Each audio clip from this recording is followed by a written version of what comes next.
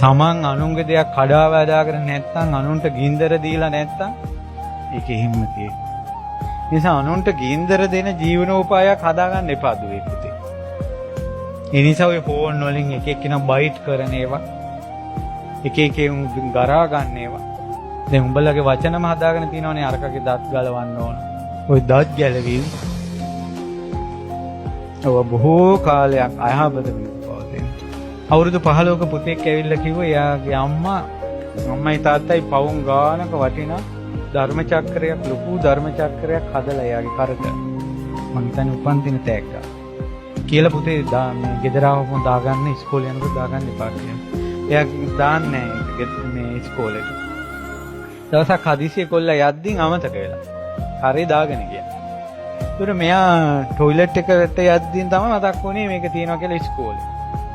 ඒකට ඉස්කෝලේ টয়ලට් එක ගාවදී මේක මෙයා ගලවගෙන එහෙම සාප්පුවේ දැම්මා. මෙයාට හුරු නෑ. මේ අර දාගෙන හිටපු නූල සාක්කුව ඇතුළට ගියා පවුන් මේ මං හිතන්නේ පවුන් 10ක් විතර මේ ධර්ම චක්‍රේ. ඒ ධර්ම චක්‍රේ එළියට ආවා. බරට බිමට වැටුණා. මෙයාට ගානක් නැහැ টয়ලට් එකට ගියා. එතන හවස මෙයා ගෙදර ඇවිල්ලා කල්පනා කරනකොට ඉස්කෝලේ වැටුණා.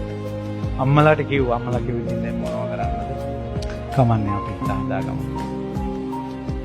පහවදා මෙයා ඉස්කෝලේ ඇවිල්ලා টয়ලට් එකට ගාවට යනකොට අර ඒ වැටිච්ච තැනම ඒ විදිහටම තියෙනවා. තමන් අනුන්ගේ දෙයක් කඩා වෑදාගෙන නැත්තම් අනුන්ට ගින්දර දීලා නැත්තම් ඒක හිම්ම තියෙනවා.